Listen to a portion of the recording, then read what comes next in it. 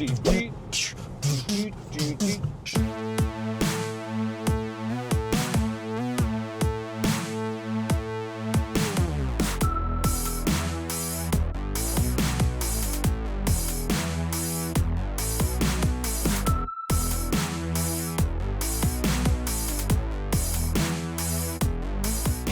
vidste ikke, at der var et familieområde her på Brøndby, men vi har fået nogle madbilletter, og vi skal jo så vurdere, hvad for noget af maden, der er bedst her på Brøndby Stadion. Der er lidt forskelligt at vælge imellem. Der er noget argentinsk, der er noget kød, der er lidt i alle forskellige verdenshjørner. Det her, det er jo Brøndbys svar på Refsen. Vi skal ud og smage lidt af hvert. Vi tager 4 retter, og så ser vi, hvad for noget, der holder. Det er sommer, solen er på.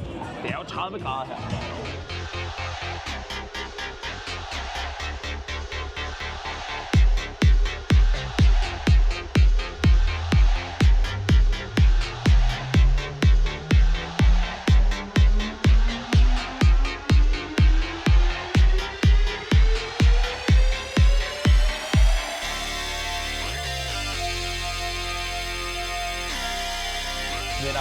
Vi har fået hentet lidt mad, varm mad, vi har en lidt lækker dessert, vi har nogle pomfritter. Det er jo det helt basic til en fodboldkamp. Jeg synes godt nok, der var meget derude. Der var rigtig meget. Vi har jo taget en brøkdel af det, der egentlig var. Og vi er egentlig kun på familietribunen lige nu. Så er der også noget rundt omkring. Hvad vil du starte med? Ja, men hvad er der? Vi har noget durum wrap, vi har noget smash burger. Dem har vi jo og hvad var det her? En schnitzelburger. Den glæder jeg mig til. Vi starter med burgerne, ikke? Vi starter med burgerne. Jeg starter med denne her, og du starter med din. Og vi har jo det gyldne snit her. Smash, det er jo det helt nye. Anderledes. Den er spændende. Fucking god dressing i den her. Vil du låne min servietter? Ja, du fejler ikke noget, jeg ikke gerne vil fejle. Vi har alt undtaget servietter. Det smager sindssygt godt. Okay. Men jeg elsker jo, når der er dobbeltbøf i. Den er god saftig. Ja, den er rigtig god. Den der, det er jo ikke på samme burgersted, vel? Nej. Jeg så jo faktisk en af mine kunder i den, så det er dem, der langer dem her over disken. Vi kører dobbelt schnitzel. Jeg synes faktisk godt, den kan et eller andet, den der. Sådan en dobbelt schnitzel med lidt citron på toppen. Ja. Ikke dum. Wow. Tak for det. Fritterne, dem skal man altid lige huske at smage på, inden de bliver kolde. Smag lige en fritte. Kameramanden må også gerne tage en lille fritte. Ja, kameramanden skal jo være med. Det er jo faktisk vigtigst, at hans blodsukker er intakt, så der ikke pludselig begynder at komme rystelser. Der er meget mad, ikke? Det er der. Og det ligger jo en god grund. Jeg synes virkelig musikken derude, og der er 4 forskellige DJ's og sådan noget. Og stemningen, ja. Altså, jeg troede kun, det foregik over på sydsiden. Altså, det her, det synes jeg jo er fedt. Altså, jeg har jo kun været på én tribune herude, og det er jo, altså... Faxe. Den hedder jo Faxe-tribunen, fordi at Faxe Kondi sponsorerer. Nå. Har jeg hørt. Det tror jeg ikke. Hvad mener du? Altså, hvorfor skulle det være Faxe-tribunen? Selvfølgelig er det derfor. Vi har taget med, fordi vi gerne vil støtte op omkring netop den tribune. Så man hjælper lidt dem, der hjælper os. Og han har jo drukket Faxe Kondi lige siden dag 1, han blev Brøndby-fan, for ligesom bare støtte. Altså, eller i hvert fald... De to ting, tror jeg ikke hænger sammen. Hvad mener du så? Hvorfor skulle det ellers hedde Faxe? Faxe sponsorerer det. Hvorfor er det Faxe-tribunen så? Det er jo bare sådan kaldenavn.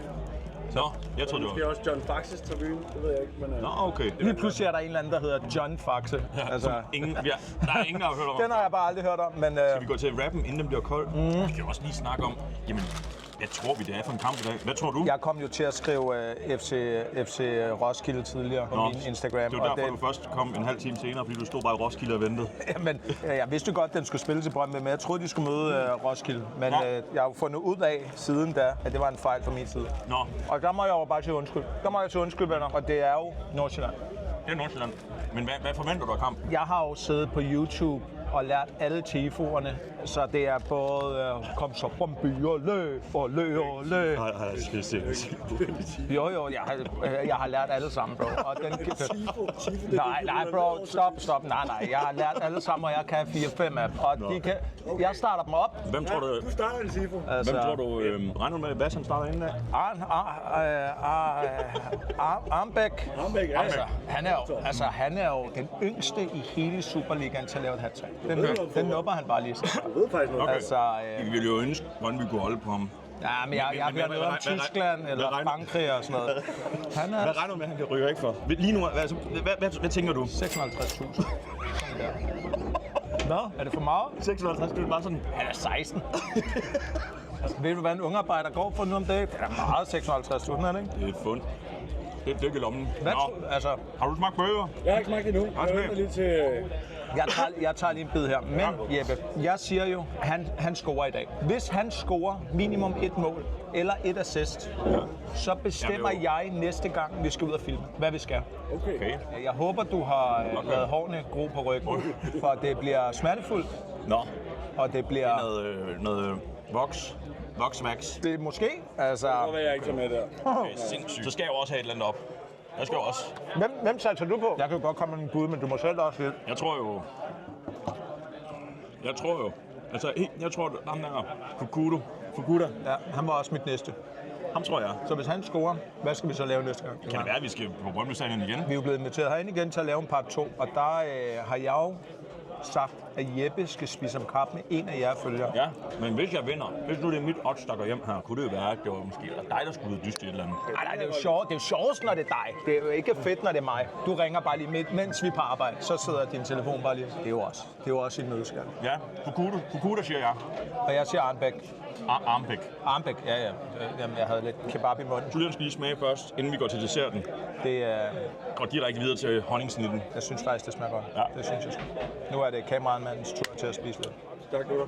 Det var en fantastisk hovedret. Jeg synes jo, nu gik vi lidt fri fra det her med stadionpølsen. Det her, det var måske noget lidt mere atypisk, noget lidt mere gastronomi. Det var lækkert. Jeg synes, det var lækkert. Lidt street food. Det var lidt, ja, street food. Og altså, når vi snakker om street food, var vores sidste afsnit. Det er rigtigt, ja. Hvor meget mad man kan æde. For 1000 kroner. Det kan I jo se lige her. Altså, hvad synes du var bedst? Jeg synes jo, snitselen, den var spændende. Den var god, men jeg er stadigvæk mere bare til det helt klassiske. Ved du hvad? Giv mig en smashburger. Det ved jeg sgu, hvad jeg er. Den går jeg ikke galt i byen med. Hvis jeg lavede fejl, det var mig, der bestilte burgeren. Jeg vidste ikke, at man skulle bede om 2 bøffer, for det er der jo altid i Smash. Hvis der havde været 2 bøffer i, så havde den været der. Så virkelig god, virkelig. Og lækker bolle. Ja. Ikke for våd. Nogle gange kan det blive lidt vådt. Det er signaturburgeren. Lækker med de her syltede rødløg, og jeg synes, det er rigtig godt.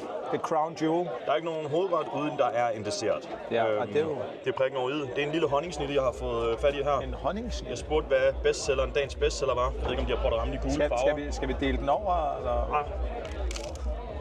Det gør der ikke, det der. Bro, vi er 3, der skal dele. Det er møgdyr, mand. Du er simpelthen... Du kan ikke styre det der sukker. Den kan jeg i hvert fald godt lide. Ja, det kan vi andre så ikke få lov at prøve. Se, du kunne. Hold da kæft. Du har lidt kage. Du tager den bare, det er fint. Nej, men smager lige. Ja, hvad er der at smage? Der er jo ikke mere tilbage. Ja, det må jeg sgu undskylde. Det er faktisk god. Jeg giver en honningsnit næste gang. Jeg er ikke ked af det. Ej, du er pissegrådig altid. Men må jeg så tage dit stykke, hvis det er? Må jeg lige tage dit stykke? Ja, så hed det. Det er gået for vidt med det sukker der, efter du er blevet opereret. Fordi man skal have. Du skal lige tjekke op. Du skal have. Man må ikke gå kold ind på banen. Vi ser så tit, det går galt. Apropos ind på banen, ved du hvad? Lad os komme derud.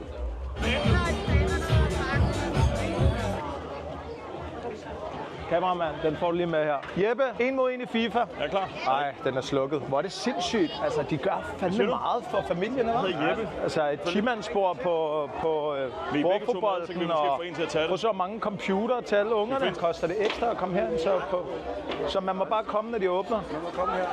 Familielounge. Sprødt. Fucking sprødt. Ja, selvfølgelig. Fucking sprødt. Det her er Jeppe. Den tager Jeppe sgu. Jeg har det er frokostpause. Jeg har været der for alt. Jeg har været i gamet alt for lang tid. Godt. Okay. Siger bare til. Det var jo der, jeg brillerede. 5 mod 5. Det var det. Jeppe! Der er jo en ting, der er lidt fedt ved, at vi er blevet inviteret herind. Det er jo, at Julian har jo sæsonkort herind til. Okay. Og han synes jo, det er det sprødeste. Hvad var det, du havde med i lommen sidst, I var herinde? Jeg tog lidt græs på banen. Det synes jeg jo Det er det, du har indrammet derhjemme, det er helt grønne der. Nå, okay. Jeg tror ikke, det er lovligt, mand. Nej, jeg troede, det var dit rullegræs, men okay, fint nok.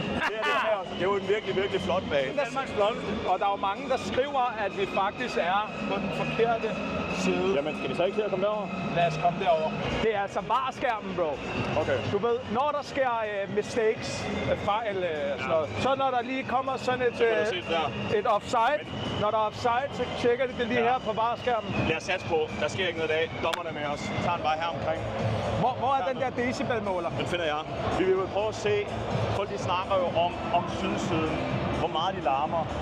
Julian har gået sådan i krone og sagt, det er det vildeste, alt det her, der sker herovre. Men man må jo sige, at de har et imponerende fan. Fuldstændig. Altså, Fuldstændig. de rejser hele verden rundt for at se kampene. Fuldstændig. Nu er der præcis en time til kampen. Jeg synes jo, vi skal gå ind og finde ud af, er der så meget slag på deres sange, som vi går og siger.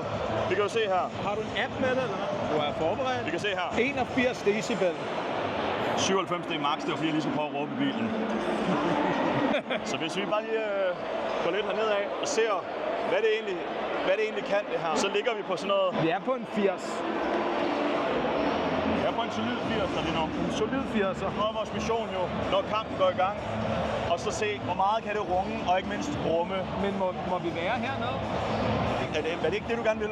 Jeg synes, altså, så kan man jo godt se fodbold. Ja. Ja, altså, så længe vi ikke står i solsiden for det røde her, ikke? Det er regn. Sagde jeg, hvorfor vi ikke måtte være i midten? Det var noget med, at... Nej, nej. Det må vi jo heller ikke gøre. Nej. Det kan vi ikke afsløre. Nej, den filmer ikke nu, bro. Har du taget læbestift på? Fuck! Du er højere, end jeg regnede med, mand.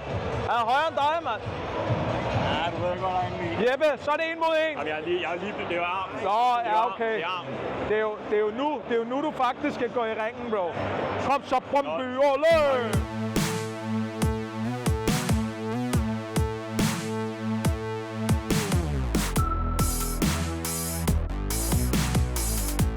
Nå, Chris. Du hævede mig op med de her trapper. Ja, du er ikke din cardio, bro. 10, 20 etager. Jeg ved det ikke. Vi står med at tælle.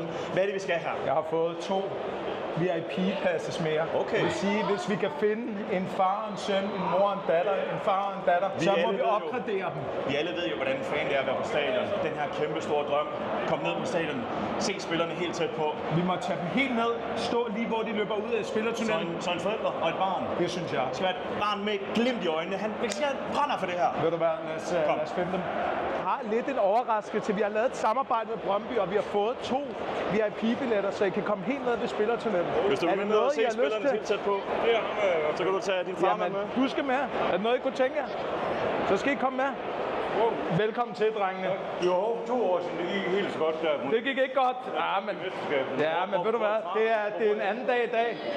Og det er jo deres første gang i år, de er på Brøndby Stadion. Og så sker det her. Og hele vejen fra Jylland. Er I fra Jylland? Ja. Ej, hvor godt, mand. 230 km de kører. Spiller du selv fodbold? Sejt. Altså, det må da være en drøm at lige komme ned. De kører 230 km for at se den her kamp.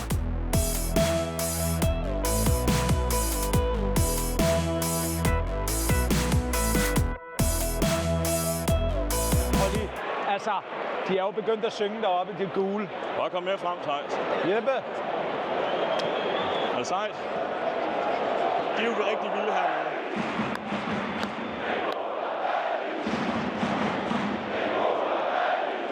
Det må da være fucking fedt for at sidde deroppe. Det er 230 kilometer, og så bliver man trykket ned. Så Nervøs er det. Ellers er det, fordi han har set din læbemad. Der rigtig gerne fotografere sammen med dig. Ja, jamen det gør vi bare. Skal du med, så tager jeg... Det er sgu det vigtige. Så tager vi i hvert fald den først. Og god kamp, ikke? De har været herovre før. De har været herovre før. Men hvor de kørte hele vejen det år, hvor de blev... Var det det år, de blev mestre? Det var det år, de blev mestre. Hvor de kørte hele vejen herover, men de ikke kunne få billetter. Og så kørte de hjem igen. De så kampen udenfor. Nå. Dengang de tabte efter... Ja, okay. Det ved Julian mere om, det ved han mere om end os. Det snakker vi ikke om. Ja, det er. Okay. Ej, den var hård. Ja, lad os lige satse på, at det bliver en bedre kamp i dag. Ja, altså solskin. Helt fyldt tribune. Og man skal jo huske at trykke film. Den har jo ikke film. Ja, jeg har lige stoppet. Nå, okay. Ja. Så er du ansat igen, dog. Så er du ikke ude. Det er jo virkelig... Kom så, dreng. Kom så. Come on, guys. Come on. Kom så, gutter.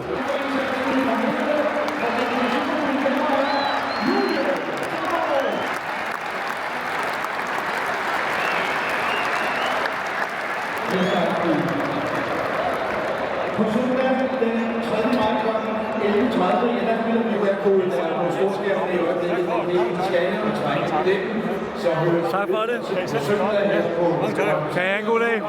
God kamp. Det var fedt på. I skal lige have dem her på. Okay, har du fået dit eget navn på? Jeppe, de har den kun i man laver en Balotelli. de har den kun i én størrelse, Jeppe, så ellers må du tage den på som hovedstykke eller sådan noget. Altså, hvorfor har I ikke taget momentet til fodbold noget før? Det er da meget fedt der. Det kan jeg også noget, men det er jo fordi, jeg vil gerne have, at det er på tæt hold. Det var bare et GoPro lige i lag der, bro. Der har været nogle efterspørgsler, folk de vil gerne se, hvordan foregår sådan en professionel fodboldkamp. Nu er vi jo på Vestegnen. Hvordan foregår sådan en fodboldkamp her i Brøndby? Altså, jeg må sige, jeg ved godt, det er 31 grader på en fredag. Jeg er fandme imponeret. Og også bare, da du står og filmer spillerne, da de løber ud alle sammen, hilser pænt og lige nikker og så. I kan jo mærke, han er jo fodboldfan. Man er jo ikke rigtig Brøndby IF'er, hvis man ikke er fra Jylland. Da jeg gik i skole i Jylland, da jeg gik i skole i Jylland, størstedelen af alle, de holdt jo med Brøndby. Sådan var det jo. Var det det? Største fans i Midtjylland, I Aarhus. det er Brøndby-fans. Er det det? Du er jo ikke rigtig Brøndby-fans, hvis du ikke er fra Jylland. Jeg har engang kørt hele vejen til Randers for at se en Brøndby-kamp. Men så var der så meget trafik, vi missede første halvleg.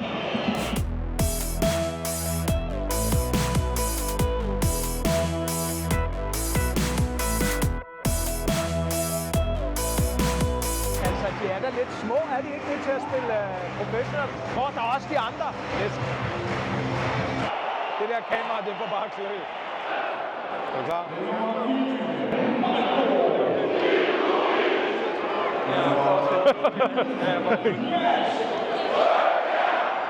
Nu er hjørnet derovre, ikke? Jeppe, hvad er det, der sker? Jeppe!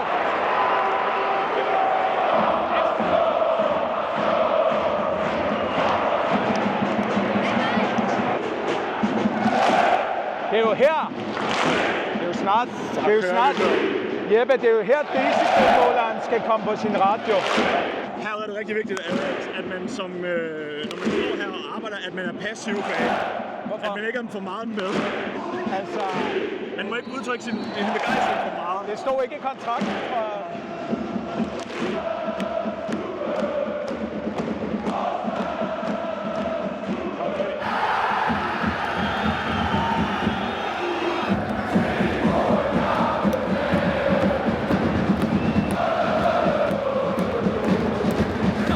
Siger decibelmåleren. 108. 108. Hvad er vi på i decibelen her? Vi er faktisk røget lidt ned. Vi røg ned. Vi er røget ned. Vi er nede på 99,9 der rekord. Men du skal næsten se, når de er tæt på at score her. Det er der, vi skal have den.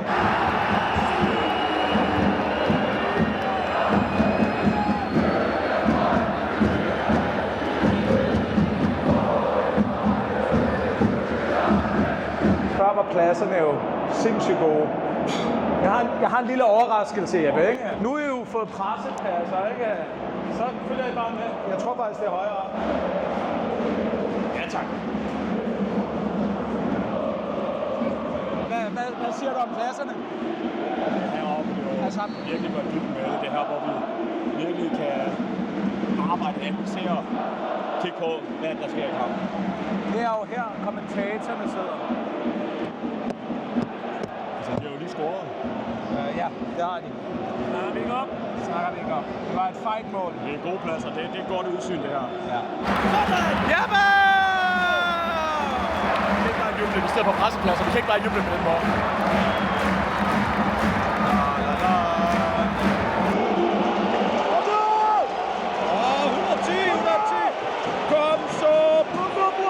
Brøndby Stadion, det var en vanvittig oplevelse. Det var fuldstændig fantastisk. Jeg havde ikke regnet med, at det ville være sådan en oplevelse, at vi ville blive taget så godt imod. Altså det eneste, jeg synes, der mangler, det er jo den lounge. Jeg vil smage den mad. Og ja, vi er jo faktisk blevet spurgt. Vi blev spurgt, om vi vil komme ud igen. De var tilfredse. De synes, vi gjorde det godt. I dag var det måske lidt en rodebutik. Nu ved jeg ikke, nu har vi jo ikke set det endelige resultat. Men, Jeg tror, der kommer et par gutter, der gerne vil. men fedt. Altså, kan I...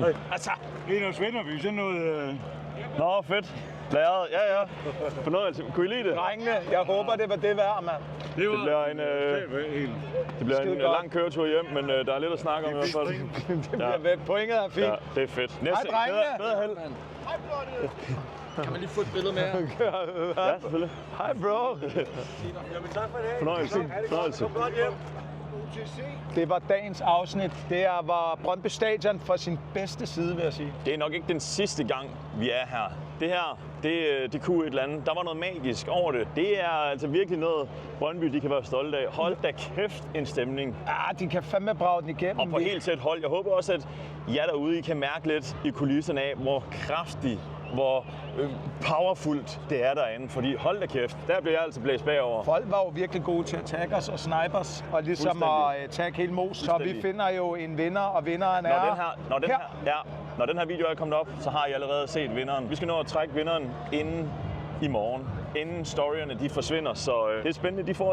Personen får i hvert fald et fuldt spillersæt med valgfrit navn, nummer. De kan lege lidt med det. Genialt. Så er vi jo faktisk blevet spurgt, om vi vil prøve at komme igen. Ja. Det bliver...